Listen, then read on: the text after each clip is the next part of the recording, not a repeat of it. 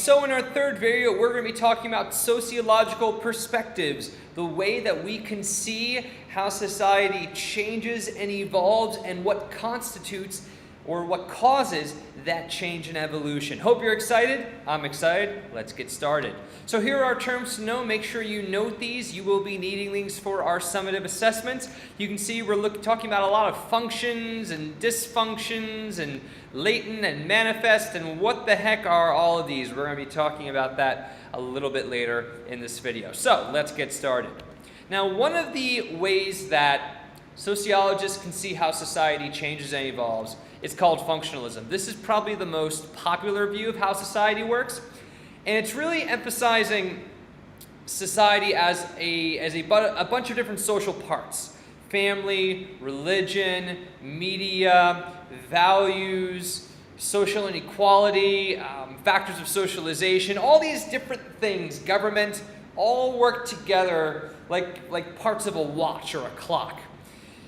But all these parts are part of that whole. So, like I said earlier, you've got family, religion, all different pieces in a watch. And all of them make up that watch. So that's what that means, seeing parts as an integrated whole society. So you look at all the parts individually to see the whole. Now, most of the time, society is going to go through these patterns of, first we're going to have unrest. There's going to be an issue that the people want resolved, that society will want to change. There will be a push and a movement for that social change. That may come with a lot of conflict. That may change immediately. That may take a couple of years. It depends on that society.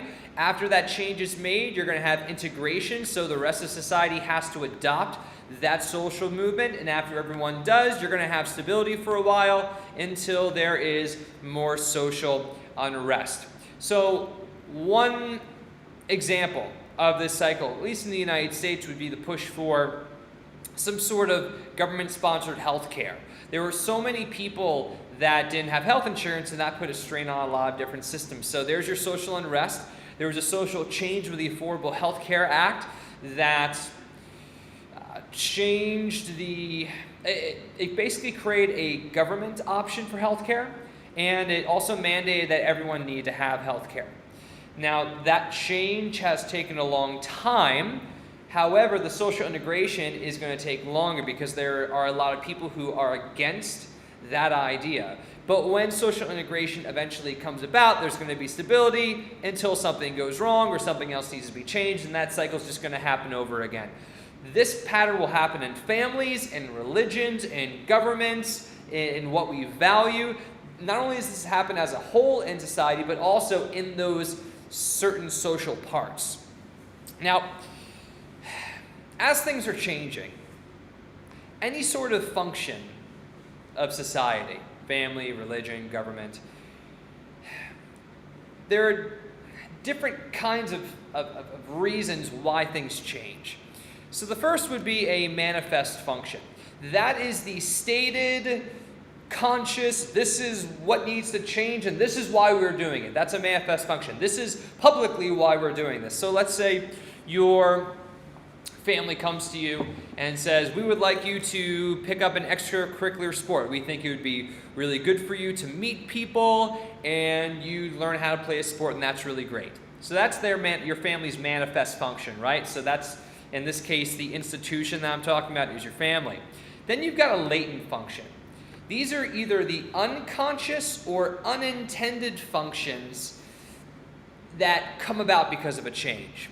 You didn't really expect this to happen, but maybe it reflects a hidden purpose. For instance, maybe your family says, hey, we'd like you to pick up an extracurricular sport because you meet people, you'll learn a sport, it'll be good for you. That's the manifest function. But the unintended functions is that you're away from the house more. So maybe your parents get to go on dates and have more time to themselves. Maybe you're a little chubby and they want you to take on this extracurricular sport to get a little bit more fit. Now, they didn't tell you that. That's not the manifest function, but that's the unconscious functions that might reflect a hidden purpose. Maybe your parents told you that because they wanted you to get out of the house and so they could have more free time and whatnot.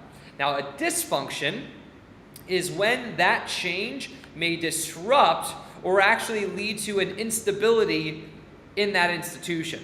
So, same example. Let's say your parents say, all right, we'd like you to pick up an extracurricular sport, and you play the extracurricular sport, and that's great, but then what happens is it completely consumes your life, and now you're begging your parents to take you to all these practices, and then you're going to do it more, and so every day you are playing this sport, and you're not focusing on school, so your grades go down, so your parents are upset because they want you to go to good school, and so now you're fighting with your parents, and that entire institution is now destabilized because of that change of you trying to play an extracurricular sport. It was dysfunctional. So, a couple of interesting terms, and hopefully something that you can relate to. Now, the second perspective is the conflict perspective. And basically, people who believe in the conflict perspective of society say that society is all about competition for who has the most valuable stuff and who has the most power. And changes in society are going to happen when power moves from one group to another. Now, what's the best way that I can illustrate that? Governments. When a different political party takes control of a government, or let's just go with a general election. Multiple political parties are all trying to get people's votes, so there's conflict. Let's say that the minority party somehow wins the election, so they are now the majority party, they have the most power. Then there's going to be a power shift. Sometimes that may come with some conflict, sometimes it might not, but now power shifts to another side.